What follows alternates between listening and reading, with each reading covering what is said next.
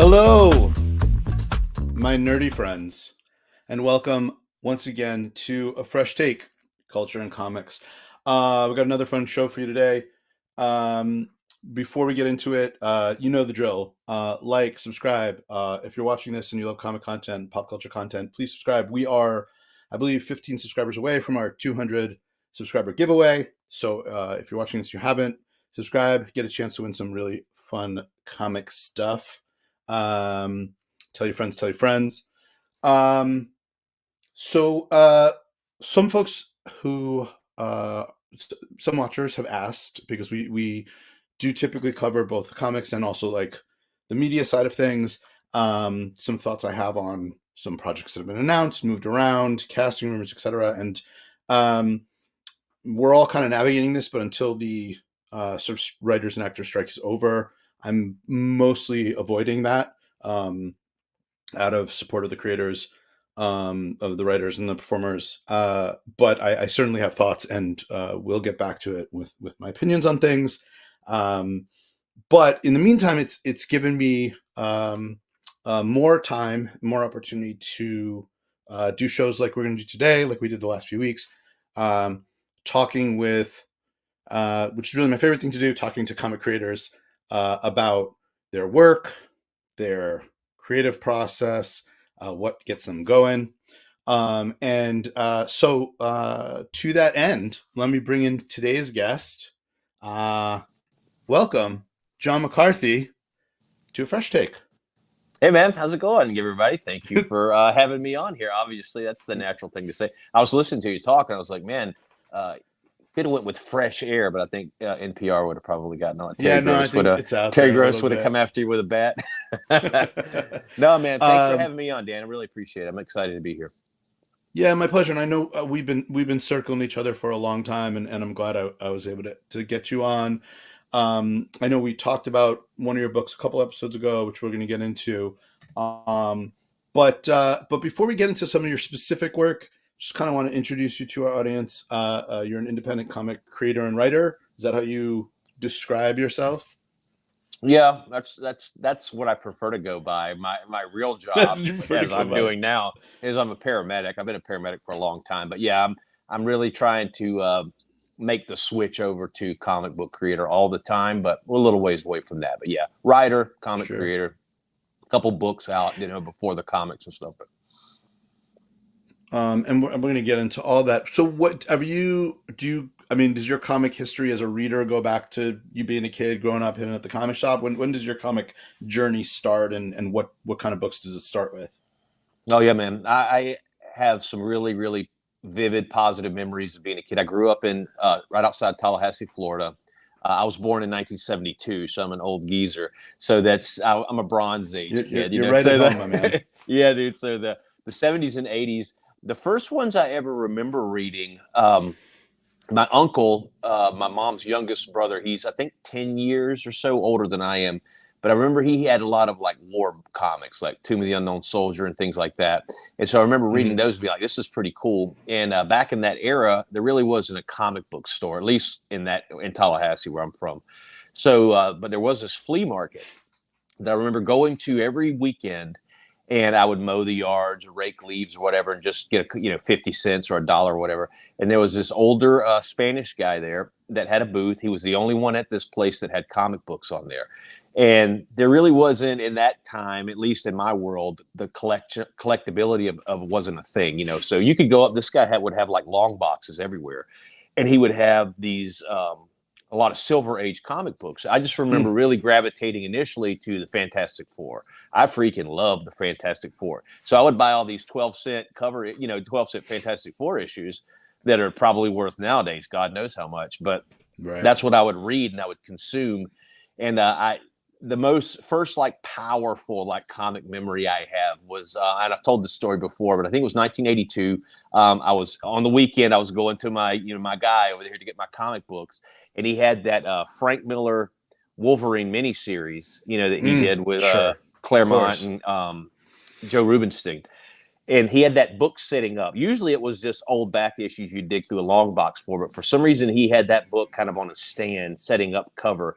And so, it's Wolverine kind of Yeah, oh beckoning yeah, me yeah, yeah, forward. of And I course. remember seeing that. I remember Come as a on, kid, I bub. was 10 years old, man. And I remember seeing that and being like, what is that? So I kind of, sped my pace up and I saw that and I was like, holy shit, this is awesome.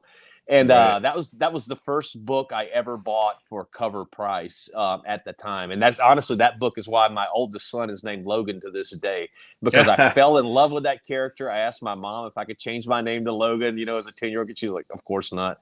And I remember telling my mom, I made a vow. I said, one day I'll have a son and his name will be Logan. There's nothing you can do about it. So when my wife and I found out she was pregnant with our first child, I said, if it's a boy, you already know the score. So yeah, as soon as we found out it was a boy, boom, Logan McCarthy was born. So he's 23 years old now, but yeah. Yeah. The time So goes yeah, by. and I've been a So comic you're fan pretty much forever. Yeah. so you're and the thing about the FF Silver Age stuff being sort of your first real regular reading basically means you got your intro class with the masters, right? Like Yeah. I think about that all the time. The stuff you were reading first, consciously or not, is going to start framing the way you start approaching the book. So the earliest stuff you read was Lee and Kirby stuff. Yeah, and then Kubert stuff from the DC era. I think he was doing those Unknown Soldier books and those war a lot of those war comics. I Mm, think it was Joe Kubert. But anyways, yeah. So it was Kirby, yeah, Stan Lee, Ditko, all those. Oh, like you said, the masters. So yeah, that was what I cut my yeah. teeth on as a kid, and I just loved it, man. Because when I grew up, we didn't have a whole lot of money, and it wasn't. I try to explain this to some of my kids and younger folks that I meet to this day. Is like you didn't have constant like access to entertainment at your disposal all the time. You had a television that had at that time 3 channels, not counting Three. PBS, Yeah.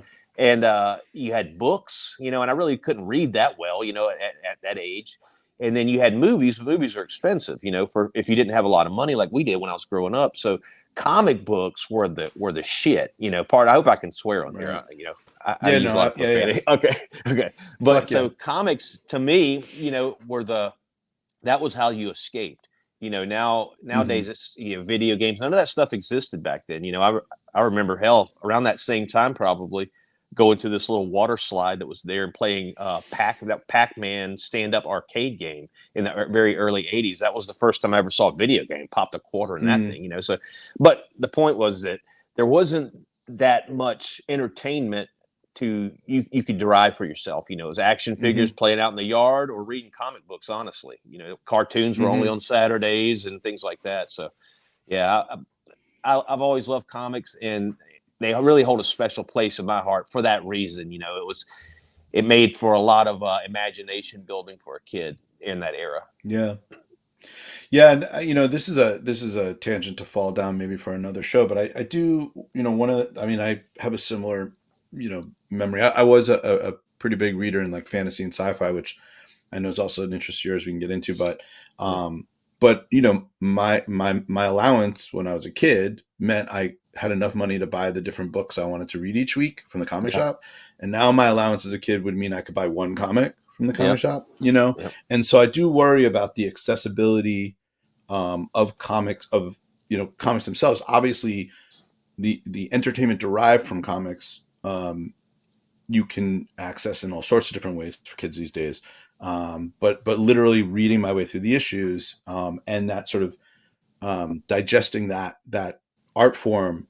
I wonder how readily that's being done by younger generations because of I price think a point. lot of it. I think yeah. Well, I think a lot of it from my own children's experience and from seeing their friends. As they've grown up. Like I said, they're both grown now, but um, they were definitely into comics, but it wasn't American comics. They really gravitated towards manga pretty heavily. And this is a Yeah. good point for me to say this. I am a big, big fan of the public library system. I've spoken Hmm. at an American Library Association convention that was here in New Orleans a few years back, but here in New Orleans, and I'm pretty sure there's a comparable thing everywhere. But all you have to do is go to a library and get a library card, which is free. Here in New Orleans, that library card gives you access to an app called Hoopla. And on that Hmm. Hoopla app, at least here, there are scores and scores and scores of comic books. I started reading Amazing Spider-Man's run from Amazing Fantasy 15, and they had every single issue up until now, and they're on there digitally, and it's free. So that's a good resource. And I'm pretty sure, regardless of where your viewers may be located, most libraries are associated with some form of digital app like that. If it's not Hoopla, I know Hmm. Hoopla is in LA because I spoke to a librarian when I was in San Diego, and she was telling me they have Hoopla there as well. And so there's a ton of free comics and content on there. They actually just started doing manga on there as well. So highly recommend that, especially for folks who have children. If you want to kind of get your kids exposed to reading comic books, I mean, we all know that kids love tablets and electronics these days. Download that app, man. You can get them on those comic books for free. They have all different types, all ages. But you're right. That era of like me growing up and walking into a comic shop, and for a kid of today to go in there and just grab a handful of uh, Silver Age Fantastic Four comics, four for $1, what I was paying for them back in those days, Right. it's not going to happen. You're going to, they're going to Yeah. price you out on whatever they're going for on eBay. I'm glad you brought up the library. That's a great point, and definitely a resource that we use. And also, for people that haven't used their library, not only is there the convenience of the digital apps and being able to download them, if you're somebody who just enjoys reading in print, if that, because I do think there's a little bit of a different experience there. Oh yeah. Most libraries, at least our local ones, carry a pretty significant selection of the trades. Yep. So if you want to get 6 at a pop, 12 at a pop, that's a great resource to be able to read back issues in collections. So I'm glad you Yeah. mentioned that. I just feel like that for some reason it feels like, and I'm sure it varies per person and per location, but it feels like, I mean, when we grew up, dude, like the library was the place. You can go in there and rent a book. It was like, God, I can only rent, three. I can only check out three at a time. So it's such a great resource. I don't feel like it's modernized or it's being kept up with like it should be in today's era because of everyone's so crazy with digital stuff and you have phones and you have all this stuff. But man, go do yourself a favor and go to your local library. You're right. They're all going to have the trade paperbacks and stuff like that. Not to mention all the other books. And it's free and it's just, you're supporting a really good cause. It's something that's incredibly important. Those guys, at least around here, do a ton of outreach programs, for disenfranchised and poor kids like I was back when I was a child, where they're teaching kids literacy. They're really kind of picking up the slack, unfortunately, that's dropped off on the public school systems in a lot of places. I mean, librarians do a hell of a job for the community. They're unheralded heroes, in my opinion. And so I always tell people, man, go to the library, become a part of that. It's awesome. Highly recommended. Absolutely. So tell me about you as a comic creator. When did you, is it, I think, tell me if I'm wrong, you did your first book in 2009? Is that Yeah. correct? Yeah, I And it did was a zombie book? it was a zombie book. That was an era. The Walking Dead was a thing, and the comic was doing pretty well, but it hadn't like supernova yet, So it Yeah. wasn't like everybody was doing comics. It was very shortly after that, like maybe 2011, when it went super crazy. And next thing you know, Popped, every yeah. other comic book was a zombie book. But yeah, that was one that I decided. I wrote this script, and I decided to find a local artist here in New Orleans. I think I used I used Deviant Art and just found this guy that was local here. Um, Met up with him, said, "Hey man, we can't afford to pay you a whole lot. You want to do this book?" He'd never done a comic book before. He was just really talented, artist. And we did it kind of the old school, like punk rock way, where you took it from nothing and build it together. None of us knew what the hell we were doing, but we made a finished comic, and then it was, hitting up local comic shops, saying, "Hey man, can we sell this in here?" and doing conventions. And I learned more about making stuff like this through that experience than anything else. Unfortunately, we only were able to get out one issue. The artist, that's the other reason why I only work with professional artists these days, because when you work with guys like that who are talented but aren't pro, you get some unpro behavior, and they flake Hmm. out on you, and they just can't follow through with things like that. So it didn't work out to do any more. But yeah, that was the first one. Yeah. And we'll get a little bit more into just the indie comic scene and the process. It's funny that you said it was punk rock about it, but like, I had Banning Studios on for an interview a while back, and I think their process and their product is decidedly punk. I called that Yeah. in real time, and I do think, and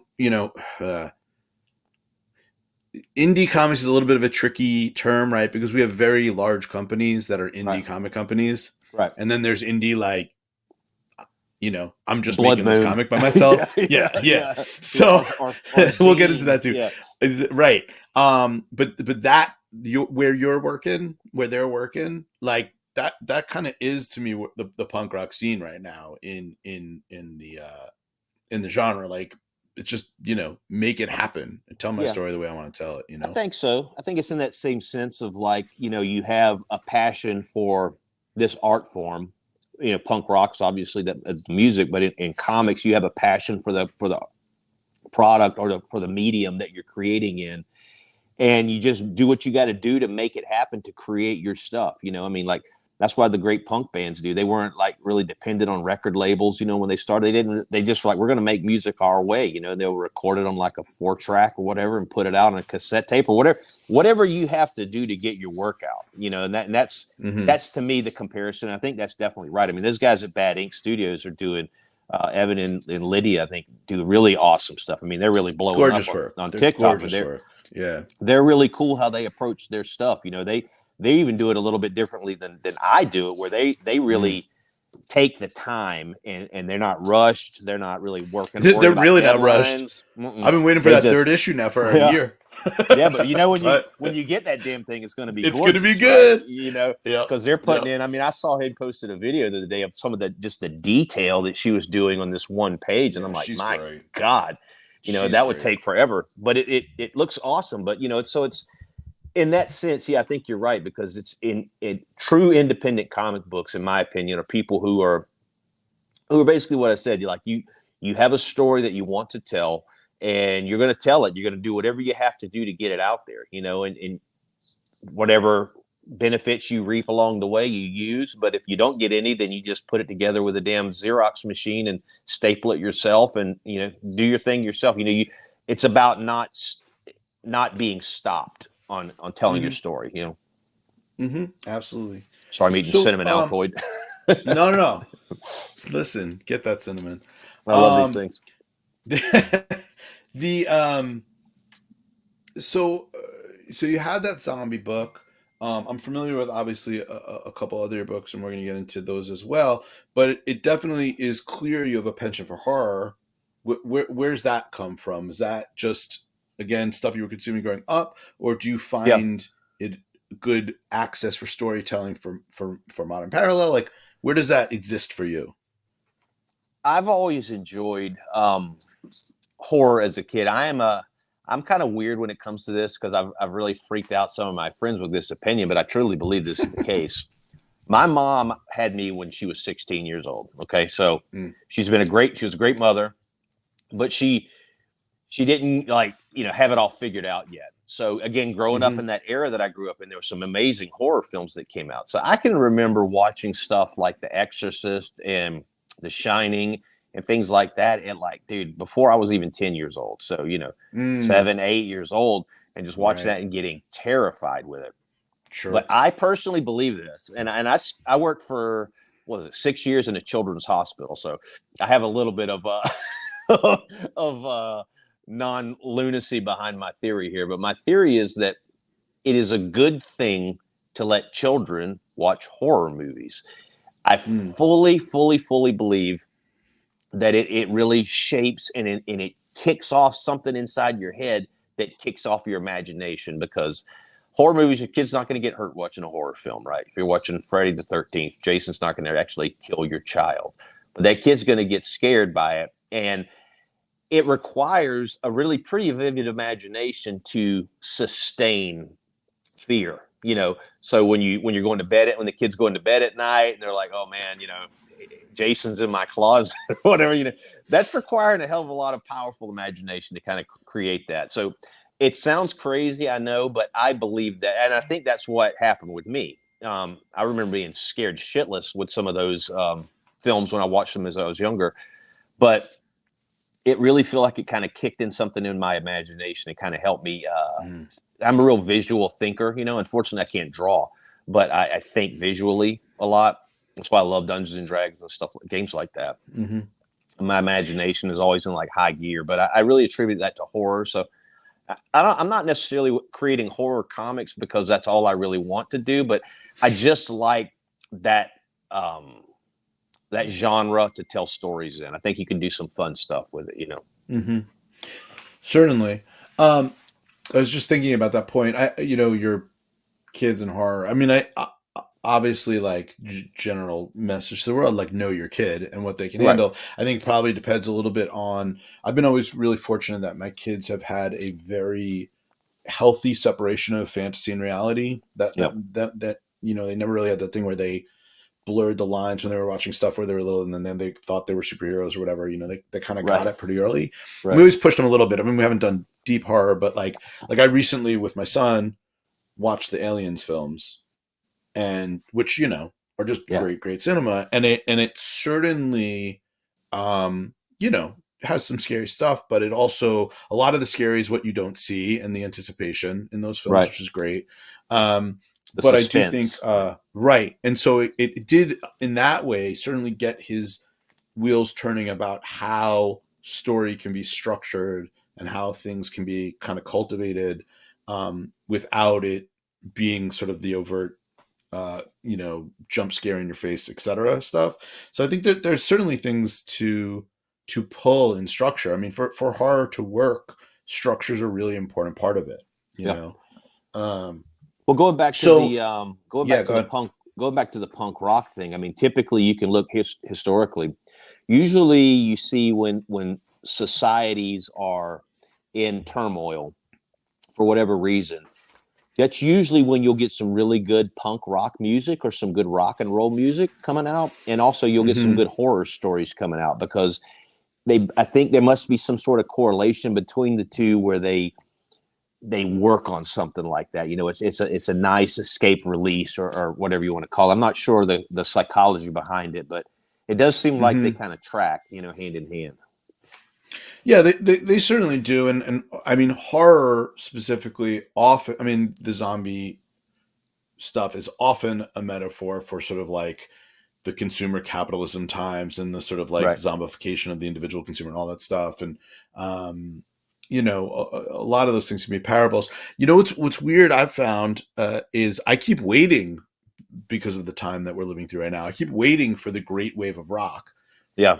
There Doesn't really seem has like it's not there. been. Right. No, it really doesn't. But I don't know. I'm Maybe hoping. I'm just an I old hope. guy who can't find it. You know Yeah. what I mean? Same. Yeah. I'm hoping that it's there and it's just underground at a level that I don't interact at anymore, and that hopefully it'll seep up to me eventually at some point. So I'm with you. I'm hoping that it's being made right now, but I haven't Hmm. really found it yet myself. I mean, there's definitely obviously great talent out there, but it's kind of like with comics. I mean, there's so many. The nice thing about technology, the internet, and all of that, I think it makes it a lot easier to put out stuff. Not Yeah. necessarily good stuff, but everyone can kind of create. So hopefully it's being made. Hopefully it's there. We'll find it. Yeah.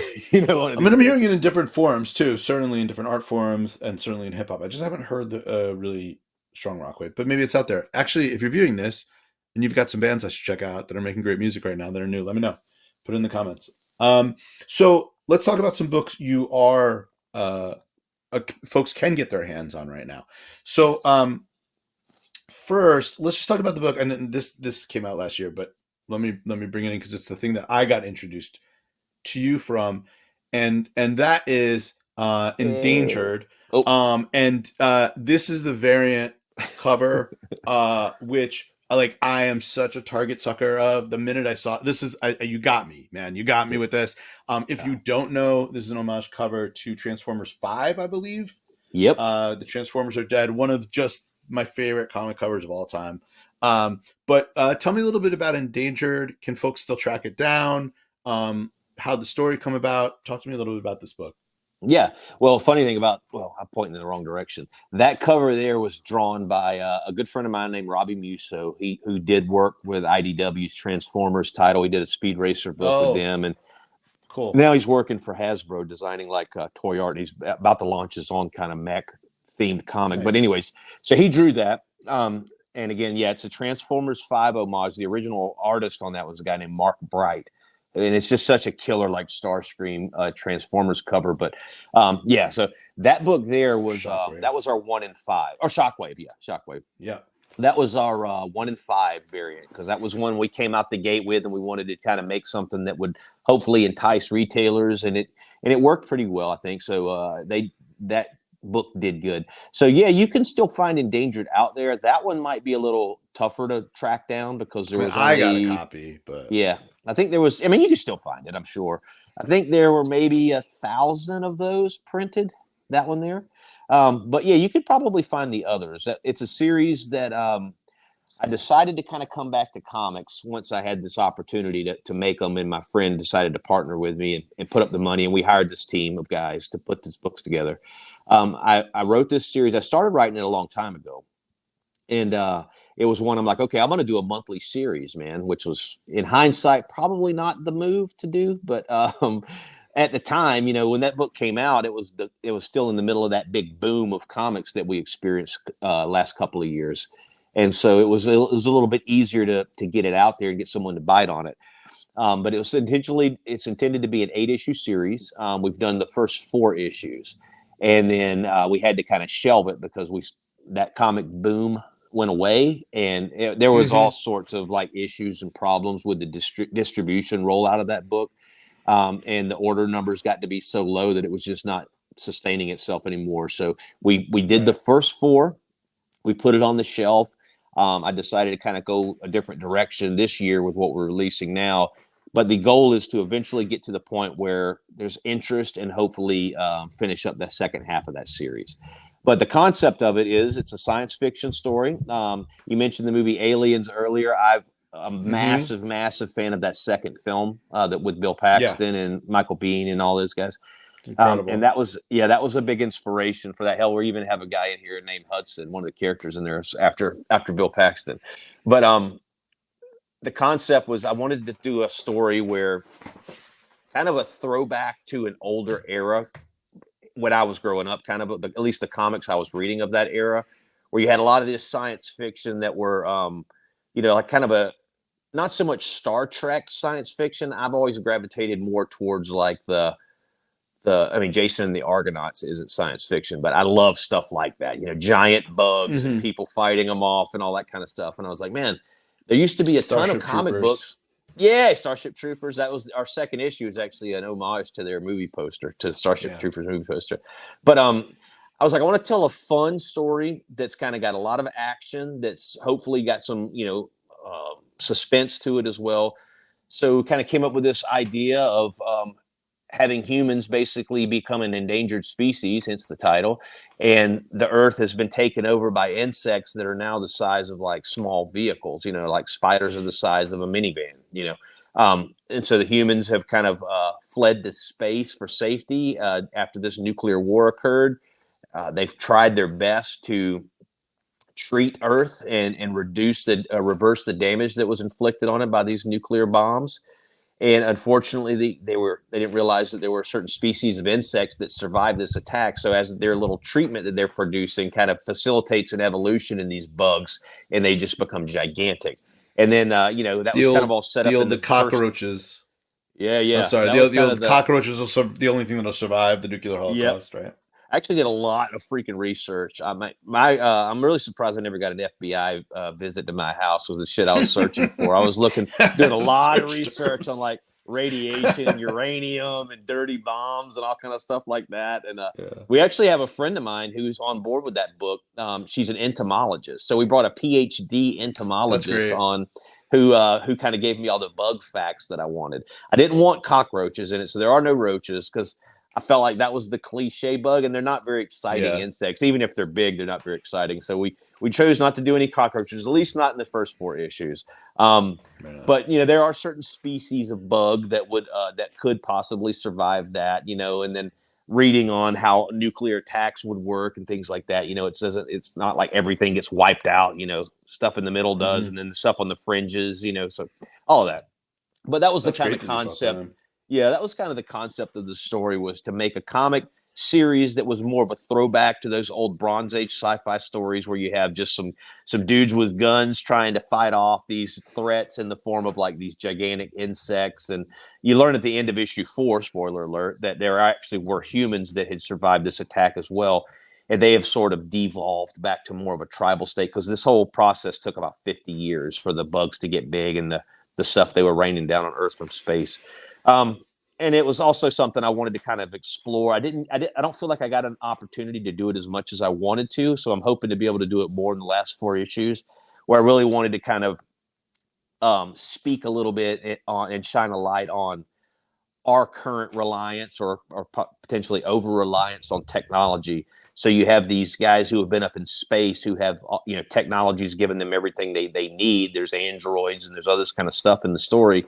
But when they have to come across these humans who have devolved, who are almost more tribal with, blunt weapons and spears and things like that, who are a lot more savage, who've been having to kind of survive on this brutal world, kind of compare those two. You kind of have your Mm-hmm. soft guys who've been up in space versus these hard dudes. So there's a lot of stuff where you could really kind of speak to those with those tones, in that story. So I'm looking forward to kind of doing that a little bit more. So that was kind of the whole origin of it. I really wanted to kind of do this old school sci-fi story and then use it to speak to some of the issues that are kind of going on today, where you have these, I'm a man's man. You're soft because you work on computers, kind of really shine a light on that and show that, it's not always the case. Right. The while you were saying that, I started my eyes were flicking up to see if it was on my bookshelf in front of me. But my favorite, maybe my favorite comic series ever, and it's like one of the great lost series in my opinion. But did you ever read Alien Legion, the epic Oh series? yeah, I'm familiar with that. I read it a long time ago. I don't really remember the storyline that well. I remember the Yeah, covers, what the covers look like though. Yeah, they were great. It's worth a reread, and like the yeah. entire series, I think you can get into like softcover omnibuses. But anyway, it's a great. I've long considered just dropping like a solo pod on Alien Legion, just like Do reintroducing it. it to the world. It's such a great series, but um, so then something that one shot I assume, but correct me if I'm wrong, that I think just came out, right? It is by the time you're watching this, it will be out in the stores. I think is let me pull it on here if I can. Why is it not there? Wait, hold on. There we go. Is comic book Hey. trivia. Yep. So, and you'd sent me a copy of this to give a read. I thought it was a lot of fun. And yeah, I mean, it is exactly what it says. It's comic book trivia. Yep. Yep. But so tell me how this came about, how you kind of sourced your questions and what kind of an audience you're hoping it reaches. Sure. So, the way that it came about was honestly, like we were speaking about endangered. So, what happened with endangered? I'll give the backstory because I don't think I've talked about this on any shows or anything like that. Real quick, but our issue one came out, and issue one did really well for today's for a comic book at our level. No one knows who I am. The sales were pretty solid, and Mm-hmm. so we were like, okay, awesome. Well, there was a mistake that was made where the issue two final order cutoff date was allowed to expire before issue one had reached stores. It was a whole big Oh, screw up. Not sure. The publisher says it's Diamond. Diamond's, is like whatever. But was it what during the that big does, transition of who was repping what yeah, books? there was stuff Oh, going man, I lost on you for a with minute. Lunar, I think. Yeah, but I don't remember really exactly the source. But the point is it killed us. So we dropped, Sure. typically they say you expect about a 20-30% drop off in your numbers from an issue one to an issue two Yeah. because everyone grabs that issue number one. Wait, But John, ours, let me yeah, interrupt you for 1 second. So, for those that don't know, final order cutoff is the date in which the comic shops themselves can get in their orders for the issues. So, if yeah, the cutoff for your second issue happens before your first one hits the stores, that you have no fan base that's built in ready to order, right? it is a big problem. Yeah. So from what I heard, and I've spoken to retailers after the issue one, the book sold well for comic shops. They did pretty good on issue one. It sold well, and then their customers were like us. I enjoyed this a lot. The reviews on it were really solid. People really seemed to It was like a the good story, book. which was super fun and cool, man. But it was no one could get issue two, at that point. And then they were like, well, issue 2, we can't order that one right now, but issue 3 is up for pre-order. So it just got to be, it snowballed, and that's what happens with it. If it's one little hiccup like that, when you're trying to do a series, and it'll throw the whole thing off the tracks. And so that's what happened. So I'm sorry to hear that, man. Yeah, our issue 2 dropped, order numbers dropped 80%. And then issues 3 and 4 came out, and we were barely, I don't even think we were breaking 1,000 issues ordered at that point. And it's what happens, So at that point, you have to figure out, we searched for art teams, right, to make our books. So Ron Joseph drew that book, and we brought in Larry Welch, who's an inker who's worked forever with everybody's ink, like freaking Todd McFarlane, I think. And then our colorist was this guy in Spain. We had a really solid team behind this book, but we were paying them, decent money to do this thing because we wanted quality product put out and quality artists. So my backer on this book, he has total, but on those first 4 issues, we're at like $25,000-$30,000, that was invested total on this book with marketing materials and all that kind of stuff. And we never made a penny back on it, because the little bit that we would have made on issue 1 got lost on 2, 3, and 4's numbers being so low, because at that time we were printing through the publisher was printing through a printer where your print cost, your per unit print cost per book varies on the numbers that you're printing. Yeah. So when you start getting them down to that below 1,000 issue thing, then your price individual cost, it's almost as much as you're selling it for. So you actually lose money on the book by the time you ship it to stores and all that stuff. So that's the end of that story. But leads me to comic book trivia. So we put Endangered on the shelf after issue 4, and I was like, man, I gotta kind of come out with something a little bit different. The market had changed, and I'm like, I'm definitely not doing another series. Can we pause for a second? Yep. That's what you got to do. Hold on one second. Wait, hold on. And we're back. Jon is being very gracious with his time. It's actually we're doing this while he is on call, so he had to get interrupted for worthy reasons. So anyway, we're back at it. So where are we at? Cool. You had comic market had changed. You wanted to do a one shot. Let's go. And that's where comic book trivia came out, because I'm like, all right, this is not the time to release a series. I'm like, so what do I want to do? Well, for a little while here, I had been a friend of mine owns a local comic shop here. So back when Endangered issue 1 was coming out, I was like, hey man, can I come in here, spend some time in the shop? I really want to kind of get an idea how the retail side of comics works, because I felt like it would make me a better creator. That was because I was going to be dealing with through Diamond and stuff like that. I really wanted to kind of learn their side of it. And he was like, sure, man, no worries. So we went on there, and eventually I started helping him sell books online. We were doing these little live sales online. And they was kind of getting a little bit monotonous. So I started saying, I'm going to make up some trivia questions to ask people, and we just give away books if they know the answers. So I started making these questions up. And then next thing I know, I'm starting to just kind of curate all these comic trivia questions, and I'm having a lot of fun doing it, because one is leading me to the other. And I'm like, oh shit, this is cool. Right. Here's a fun fact I didn't know. So I just went up with this ton of trivia questions that I had built. And then my friend Robbie, who drew that variant cover for Endangered that you showed earlier, who I mentioned is a Transformers artist and all that, I hit him up. He and I had been wanting to actually work on a book together for a long time. I was like, hey man, I've got this idea. Let's do a book of trivia questions, because I was like, man, nobody does this anymore, And then I'm like, well, why aren't anyone doing this? So I start researching, and I'm like, well, you can't copyright it, I'm like, because trivia is facts, so you can't copyright a fact. So it was this kind of fun, like loophole, almost like parody, where you can ask questions about Spider-Man, Batman, whatever, without having to work for Marvel and DC. Mm-hmm. You have to be careful with what you're doing, obviously.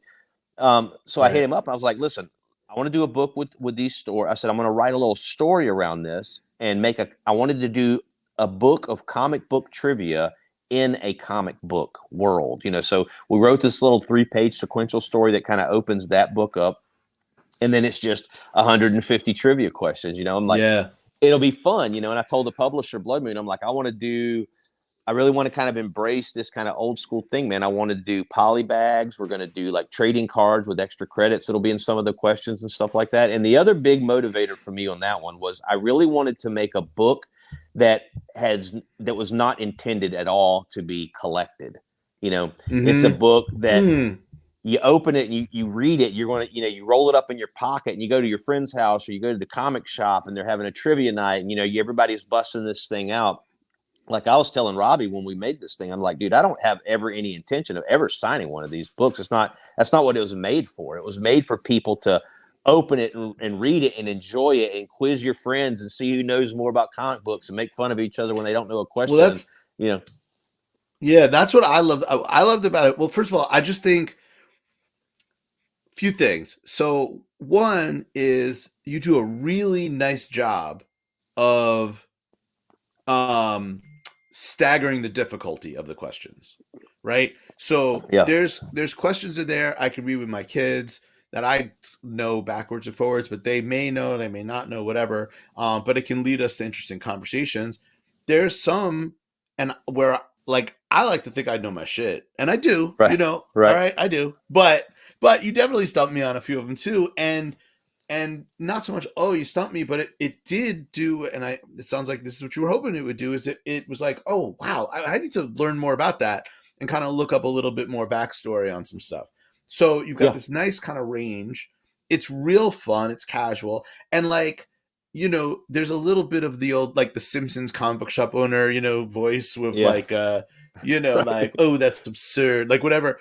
But it is true, like, there is a little bit of gatekeeping with some of that stuff with comic books. This really, with the approach you took of the story, just really kind of like opens it up. The stakes are low and it's very inviting. Yeah. So I think for what you were going for and my experience with it, it feels like a real success. And I'd encourage my audience. It's out in shops now, and I don't know if it can still Well, be ordered or purchased online. Let me know. it's not going to be out. It was supposed to be in shops by August 30th, but I just spoke to the Oh publisher yeah. the other day, and the printer there, the lady that owns the print company that they're using, she had a medical issue that set it back a little bit, Okay. so it's probably going to be a little bit like a week or so delayed. I You thought I saw can't. September 6th, and I wasn't sure which Oh, was right. So it that sounds that like might maybe be. September 6th. Yeah, that might be correct. But Okay. you can't definitely order it still. You could possibly get it from comic shops, and but we did do we did they did green light it to be a second printing, so it will Oh, also be great. coming out in December, which means it will probably be in the October previews for pre-order again. So if you did miss out Good on it, you can get it stocking again. stuffer. Yeah, and thanks for the kind words on it, Dan. And that was Yeah. definitely another one of the motivations. The funny thing you're talking about is the difficulty. I did not do any of that on purpose because I was going through it. And the funny thing about trivia is, especially comic book trivia, is it's hard if that's not your area of comic book love. Like Oh, if you right. love Silver Age Yes. stuff, you're going to nail all the Silver Age. You're not Yes. going to get any of the current stuff. Right. But if you like, one of my friends is like, man, I only read modern stuff, so he didn't know. He knew some of the questions, but he didn't know most of it. So it's just a matter of it's hard per person depending on what you know. It's Your there's not that Marvel many stuff, people your who are. DC Yeah, stuff. yeah, yeah, Yeah. exactly. And Totally. another Totally. big motivating factor to make this book, I'm hoping that it does that, and I appreciate you mentioning it, was hopefully when you read this, it will, even no matter where you're at in comic book love, whether you're brand new to it or whether you're a lifelonger like we are, hopefully this will spark something in you. It'll expose you to a character with a little factoid that maybe you didn't know, and it'll put you onto it. And I was telling comic shops, I'm like, man, my goal is, number one, for any comic shop that pre-ordered this, I'm hoping that they sell it because they'll make money. I don't hardly make anything off of comic sales, but the shops make money off of that. And we need comic shops to stay open.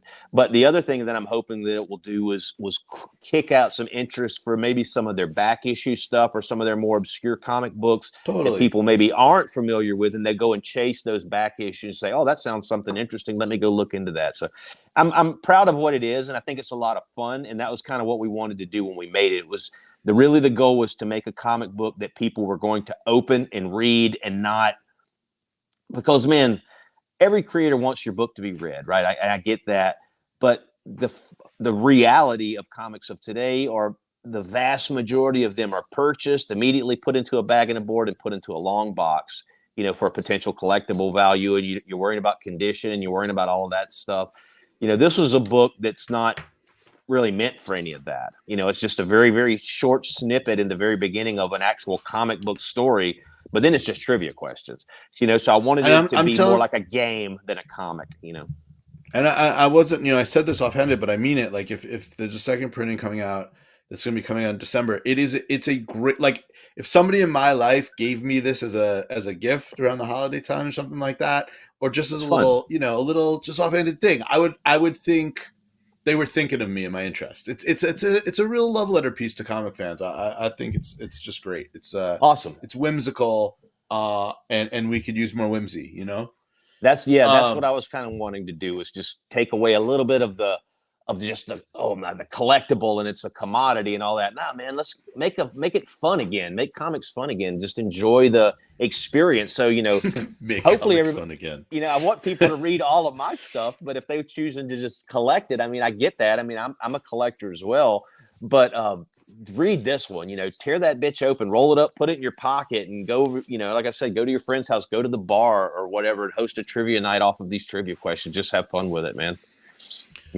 So let's talk about a couple of the upcoming things. So the Yep. thing, and just correct me if I'm wrong, because this I know the least about, but I believe you have another book called Signal 29 coming Yep. out. Is that Yep. accurate? Tell me about that one. I don't know much about it. Yep, that one is the next one that's coming out after comic book trivia. Comic book trivia is I have, like I said, it all depends on how it does.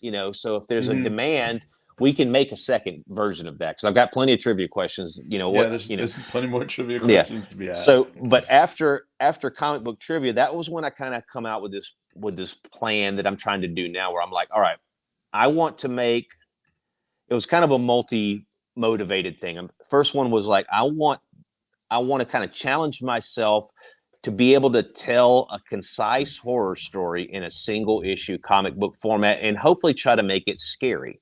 It's difficult to do that. It's because comics, unlike movies or anything else or television shows, when it comes to horror, you're lacking a lot of the key elements which drive suspense. Things like jump scares, things like music are big things. You don't have that. So I kind of approached it as a exercise in this medium to try to tell a story that will hopefully kind of make your pulse increase a little bit. And then the other thing I wanted to do was, I said I wanted to kind of release some one shots, because it's a much easier ask. Number one, for a comic shop. They don't want to take a chance on a series from an unknown creator like I am at this point. So it's a little bit easier for them to take a chance on a one-shot story. It's one and done.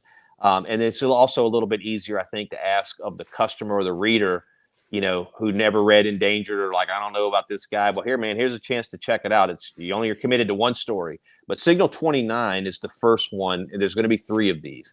Signal 29 is the first one. It's a zombie story.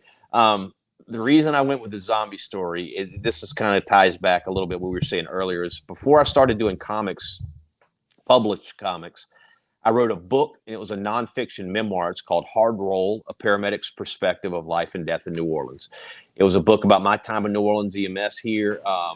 It goes into some things that are really important to me, kind of the mental health aspects of that job, and all of those types of things. But it was pretty well received. People really liked it. And then after I was released from that contract with that book publisher, that's when I was like, I don't really want to write books anymore. I want to write comic books. I love freaking comic books.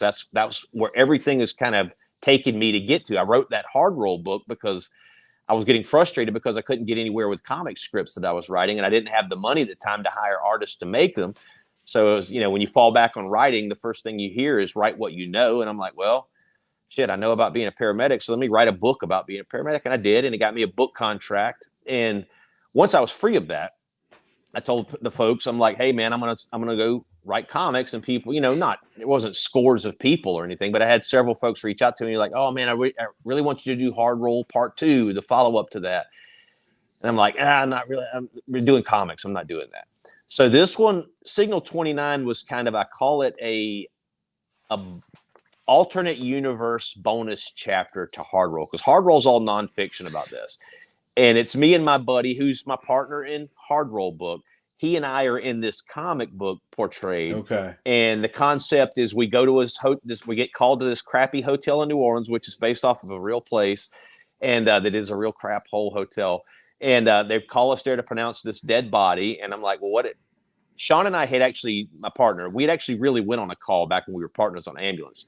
And it was for this guy who had passed away, unfortunately. And, with EMS, you have a lot of black humor. So we were in there and, nobody was there. And we were we're putting the heart monitor on him to make sure it's a flat line and make sure that he was dead. And Sean had done it. And I was like, hey, dude, what would you do if that guy opened his eyes right now? Right. He's like, I'd shit my pants, is what he said. So that always stuck in my head. I was like, I'm going to make that story. So that's what this comic book is. Signal 29 is we go to this hotel to pronounce this dead body, and it's patient 0 of a zombie outbreak. It's not an apocalypse because, I don't want to spoil the ending. But that one comes out in September, So that's the first of these horror one-shots that I'm doing. So you answered so many of my questions. That was such a great thing because I had multiple follow-up questions and you answered them all in that thing, which was one I was going to ask, is it part of an ongoing series? And I think it's really interesting, aspiring writers out there. I think that's really interesting and sound advice.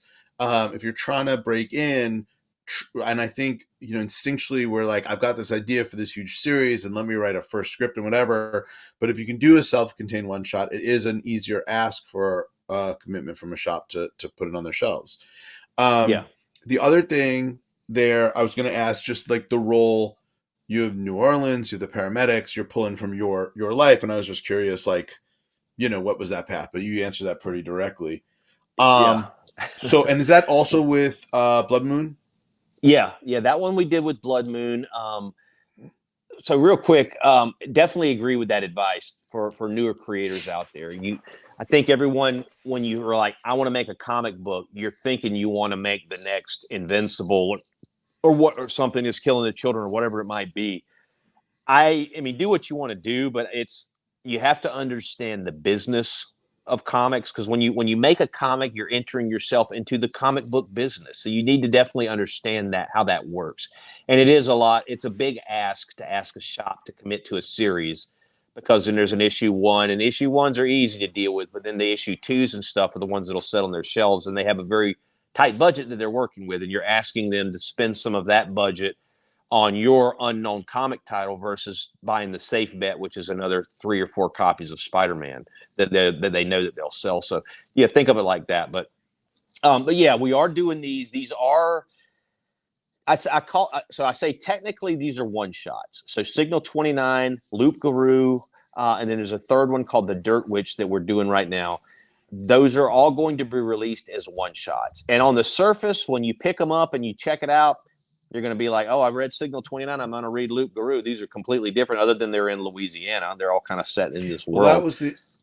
But the back end plan, I was going to ask you about, the back end plan, and this was the plan from the jump, was when Dirt Witch comes out and it's finished, we're going to collect these 3 horror one shots into a trade where I'm going to have a team do a whole 4th overarching kind of narrative that makes them an anthology that will place them all kind of in the same universe with a whole new character in a kind of like a Tales from the Crypt, kind of like, Gotcha. You have that kind of Crypt Keeper character that introduces each of these stories in kind of a way. So you'll buy them all initially, hopefully, and you won't notice that at all. You'll be like, there's no way these to go together. And they don't really directly go together, but in that world, in that anthology world, it's 3 like horror stories going to be collected into one trade. But that was another thing I wanted to do. I wanted to do a trade that has something special, because typically you just do your trades and it's just the single issues all kind of piled together with maybe some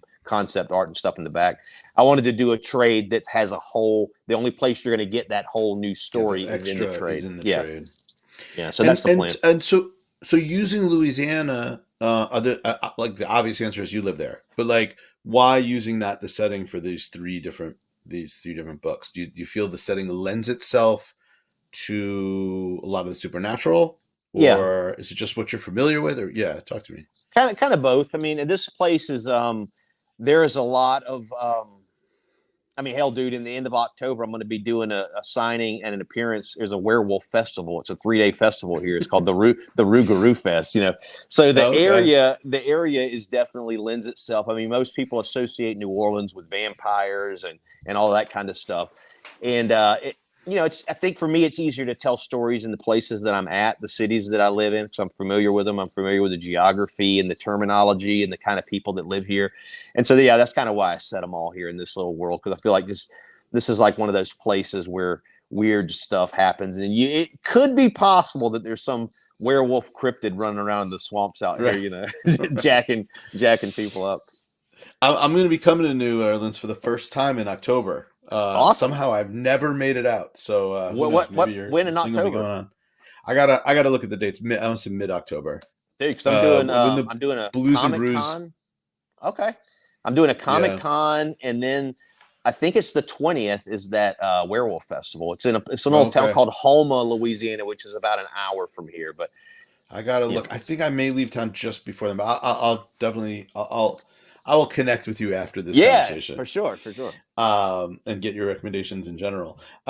So on that book that I can't pronounce the name of, Luke Guru. not signals. Yeah. Yeah, Luke Guru. Um, Luke Guru. You were telling me a little bit about, tell our audience about it. You have a Kickstarter going on for the variant cover. Tell us about that. Yeah, yep. So up until this point, I had always been kind of hesitant on Kickstarters. Nothing against them, but I had always felt kind of like it would be easy to fall into becoming a Kickstarter comic creator, and there's absolutely nothing wrong with that. But what Yeah. In all I have fairness, a lot this, of people use that tool. So yes, I'm. well, and I'm seeing why now, so I'm kind of coming around to it now.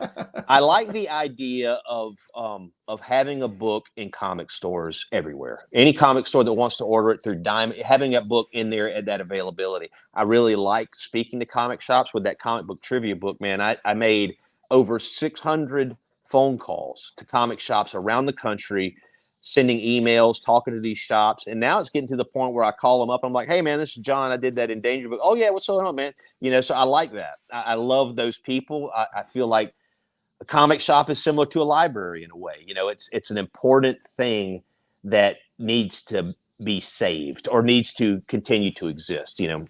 Some of them. Some of them need to go away, but I like the idea of having my book in there. So I'm pretty sure going forward, I will always have the A cover at least in that previous catalog, so that comic shops can get it or people can pre-order it wherever they want.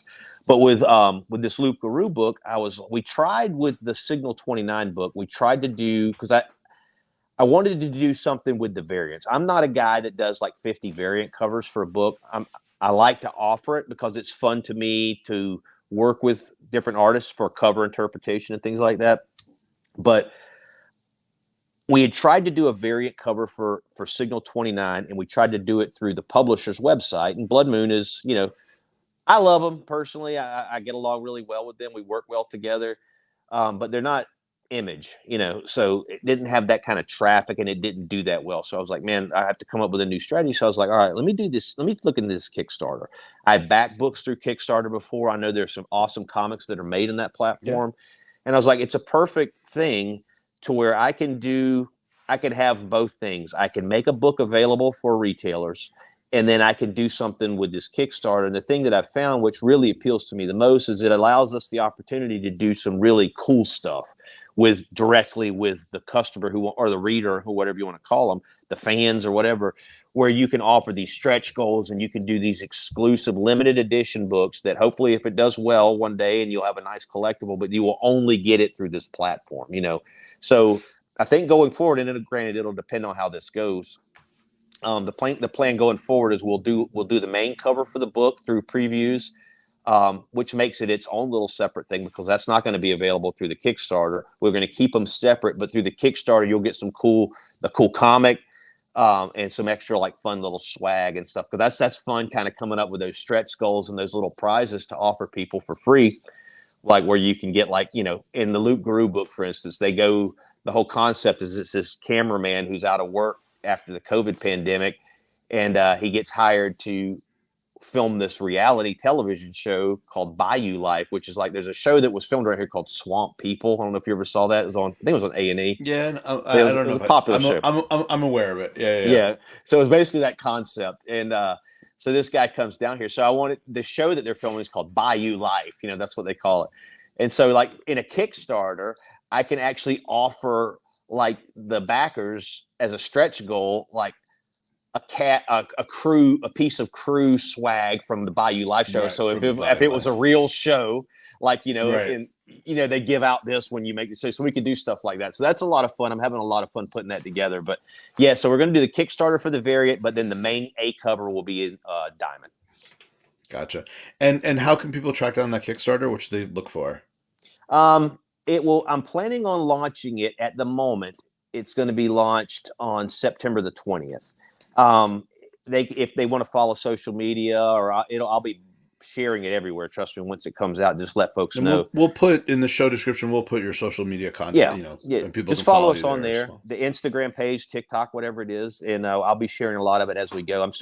We're starting to put together the stretch goal stuff now, and that's a lot of fun.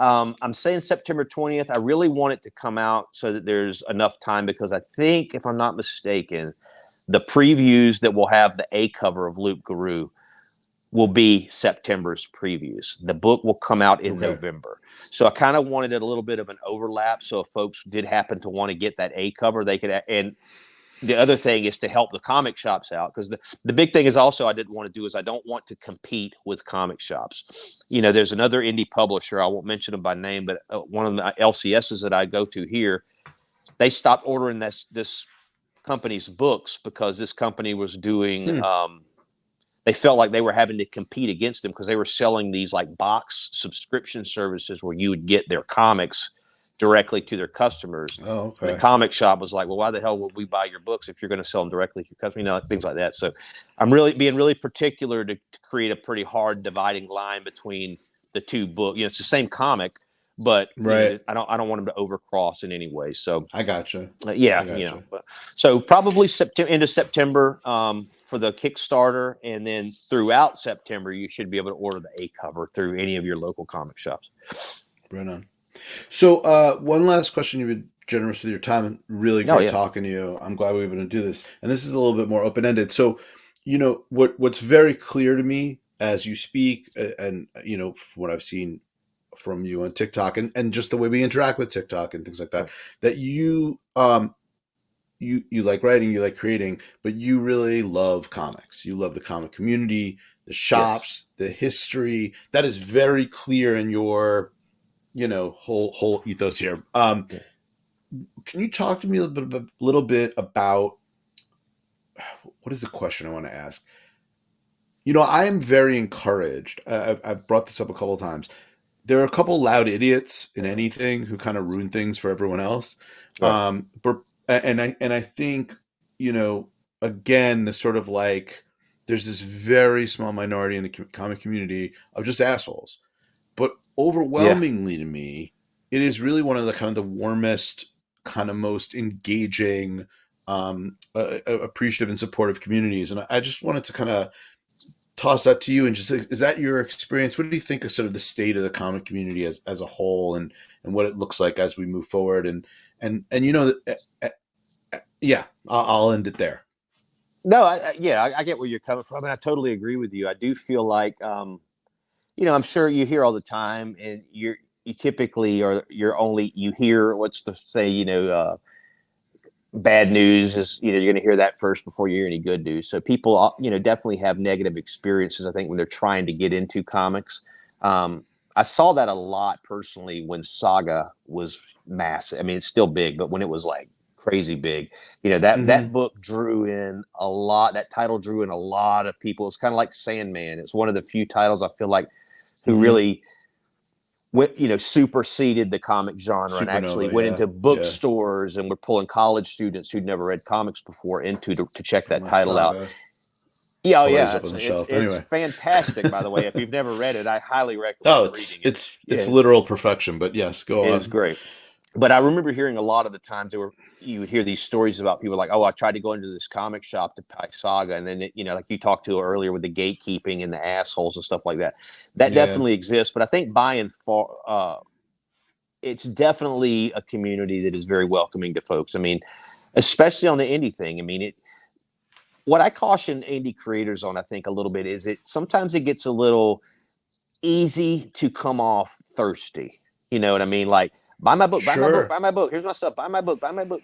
Relax, man. Just don't do that. It's Yeah, more discouraging than it is attractive to folks. So, but the indie comic community, people they just want to entertain folks. I think and they want to entertain you with your story. As far as the where I feel like it's at, I mean, I don't honestly know, Dan. I feel like part of me feels like it's a little bit in trouble, a little bit. hmm. As far as but you hear this. I've heard this for a long time. I remember hearing in the '90s. Like in the '90s, it almost all came to an end. After that Yeah. bubble burst. Oh yeah, yeah, I yeah. was there for that, dude. I was there for the Yeah, Batman I lived through it. backbreaking and Death of Oh yeah, Superman and all of that stuff when sure. everybody was going crazy. 6 million X-Men number ones. Yeah, yeah. I do feel like Yep. though that there's always going to be a place for comics. I feel like I said, during COVID, it was such a boom, where comic values were going crazy. People were buying everything. Comic shops were selling everything they had because everybody wanted, online and stuff. And I think that went so far in one direction that we're seeing a pretty swift correction now. So it feels like the sky is falling a bit, Hmm. um, especially for those Well, folks who have been in for a while.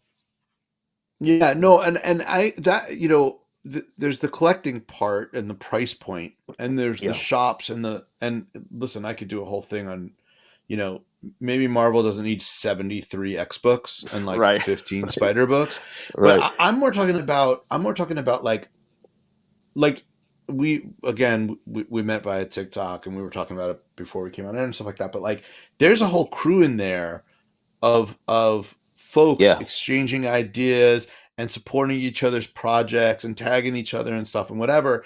And there's not a whole lot of what feels like ulterior motive. It's just like a bunch of people loving comics, Yeah. talking comics, Yes.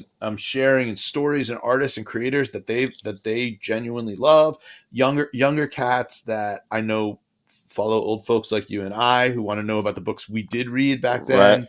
Right. Um, and me learning about some titles that maybe aren't on my radar yet for Yeah. writing, and I'm just very encouraged by that and the inclusivity of it and the diversity of it. Yes. Yeah, Yeah. Yeah, it leaves me to with an that. optimistic feeling. Yeah. To that regard, absolutely, I totally agree with you. I do feel like it's a play. There's a space, and I feel like it's really in that community, and this kind of the independent comic community. Even if your goal is to become like if you're just getting into this and you're like, man, I really want to check out and see what all this damn last 50 years of Spider-Man's about. I would always say the door to come into it is through the indie scene, because that's where you're going to meet Mm, people. So when you go to a convention, I tell folks, and I do this myself, when you go to a convention, people are going to be gravitating towards, if they have a big name comic creator there, or if they have movie stars or celebrities there, you're going to gravitate towards those people. You're going to spend your money with them. You're going to get your photo or have them sign whatever it is you might want to have signed, and then it's going to be over with.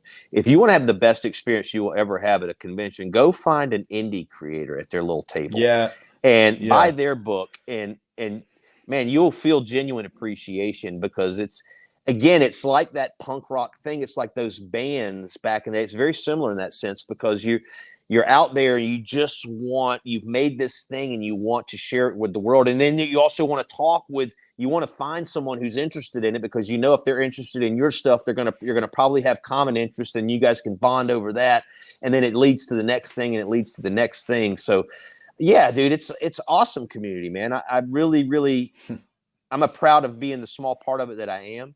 And I love continuously meeting new folks and people who are into this, and who genuinely love this medium like I do and you do, obviously.